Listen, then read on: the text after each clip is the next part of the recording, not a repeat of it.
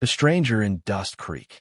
The noon sun glared down on Dust Creek, a small town swallowed by silence and sand. The air shimmered with heat, and every sound seemed to fade beneath the heavy, golden stillness. From the western trail, a lone rider appeared, dusty hat pulled low, coat frayed by wind and time, a revolver resting easy at his hip. He was the kind of man the desert forgot, but the townsfolk never missed. A stranger with quiet eyes and a story buried somewhere deep. His horse, a gray Mustang streaked with dust and sweat, carried him into town with the slow gait of something that had seen too many miles. When he reached the main street, heads turned. Old men stopped whittling, a few women whispered, and someone muttered, "Gunman." The cowboy ignored them all. He dismounted, tied his reins to the post outside Cooper's gun shop, and stepped up the wooden porch. The boards creaked beneath his boots. Inside, the air smelled of gun oil, iron, and old smoke. Behind the counter stood Eli Cooper, a wiry man with sharp eyes and hands that never stopped polishing the rifles in front of him. "Afternoon," Cooper said, not looking up. "You look like you've had a long trail." "Long enough," the cowboy answered. His voice carried the weight of empty miles. "Need 6 boxes of .45 rounds." Cooper fetched them, setting each down on the counter. "You hunting or running from something?" The cowboy smiled thinly. "Ain't much difference between the two." The bell above the door jingled softly. A woman entered. She was young, maybe 30, wrapped in a black shawl despite the heat. Her face was pale, her eyes rimmed red like she hadn't slept in days. The shopkeeper straightened. "Mrs. Callahan," he said politely. "Didn't expect you till tomorrow." "I couldn't wait," she replied. Her voice trembled, but there was steel beneath it. The cowboy glanced her way, saying nothing. She avoided his eyes, walking to the counter where a small crate sat waiting. It wasn't heavy, just some gun oil, a box of matches, and something wrapped tight in brown paper. "How much?" she asked. Cooper shook his head. "Tom left me more than enough credit for you, ma'am." Her eyes flickered with pain at the mention of the name. "Thank you," she said softly. She turned to leave. As she passed the cowboy, a folded slip of paper fluttered from her hand, landing near his boot. He picked it up. She didn't look back. The bell jingled again, and she was gone. He opened the note. The handwriting was delicate, rushed, desperate. "If you value your life, don't follow me. But if you still remember what it means to care, come before sundown." The red barn, past Miller's Creek. The cowboy's brow furrowed.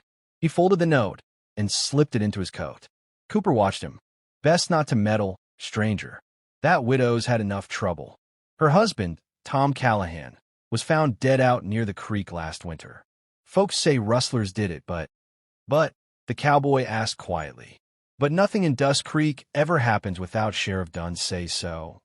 The stranger's hand brushed against the butt of his revolver. "Sounds like a man who doesn't share power. Or secrets," Cooper muttered. "If you're wise, you'll ride on before dark." The cowboy picked up his ammunition, slid a few coins across the counter, and gave a faint nod. "I ain't ever been accused of being wise." When he stepped back into the sunlight, the heat hit like a wave. The town was already fading into dusk colors, gold turning to red, red to gray. He mounted his Mustang, turned toward the trail leading past Miller's Creek, and let the reins loose. Dust rose behind him as he rode out, the note burning like fire in his pocket. He'd come to town for bullets, but something told him he just loaded up on trouble instead. The widow's secret. The prairie wind moaned through the grass like a restless ghost.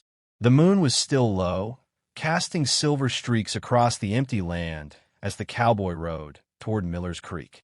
Each hoofbeat echoed against the night, steady, patient, and purposeful. When he reached the old red barn, it looked half swallowed by the earth, its roof sagging, its paint long faded. A lantern flickered inside, a tiny flame fighting the dark.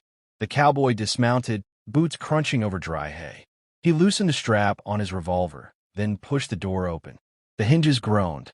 Inside, the widow stood waiting, still wrapped in that black shawl, her face pale against the dim glow.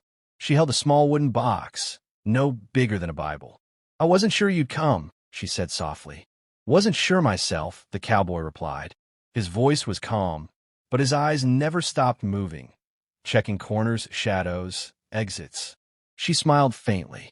Men who doubt themselves usually end up doing the right thing. The others don't bother doubting at all. He tilted his hat back. Depends on what you call right. She looked down at the box in her hands. My husband, Tom Callahan. You heard how he died? Rustlers, they said, he replied. She shook her head. That's what Sheriff Dunn wanted folks to believe. Tom wasn't just a rancher. He was a U.S. Marshal, working undercover to stop a ring of smugglers running stolen rifles through Dust Creek. He found proof, ledgers, names, money. But before he could send them east, they killed him. The cowboy's eyes narrowed. You have that proof?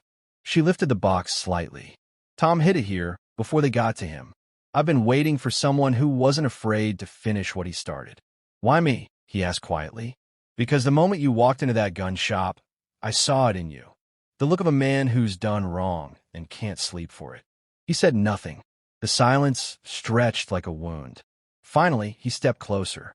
You planning to hand this over to the law? Her laugh was hollow. The law is the problem. Sheriff Dunn's in on it. Half this town owes their pockets to his blood money. He looked at the box again, then at her. If I take that, they'll come after both of us. They already are, she said, glancing at the lantern. They know I still have it. Dunn's men are watching the house. I had to slip out through the canyon just to get here. The cowboy sighed. So what's your plan, widow? She met his gaze squarely. Expose them. Deliver this to the federal marshal in El Paso. But I can't make it alone. I need someone who can shoot, ride, and not lose his nerve when death shows up. The cowboy stared at her for a long time. The prairie wind hissed outside, like it was waiting for his answer. Finally, he reached out and took the box. All right, he said, but once this is over, you forget my name. She nodded. What should I call you till then? He hesitated. Name's Reed. Just Reed. They left before dawn. The sky was bruised with early light when they crossed the river, hooves splashing through shallow water. By mid-morning, the horizon shimmered with the promise of heat and danger. Halfway across the valley, a rifle cracked. Reed pulled the widow down from her horse, just as a bullet tore through the air above them. He rolled behind a boulder, drawing his Colt. Dust rose in clouds. 3 riders galloped from the ridge, Dunn's men. Stay down, Reed growled. He peeked around the rock, aimed, and fired. One rider tumbled from his saddle before the others even knew where the shot came from. The second man circled wide, trying to flank. Reed dropped him with 2 quick rounds. The third turned to flee, but the widow, trembling but fierce, picked up Reed's spare rifle and fired. The man pitched forward, lifeless, into the dust.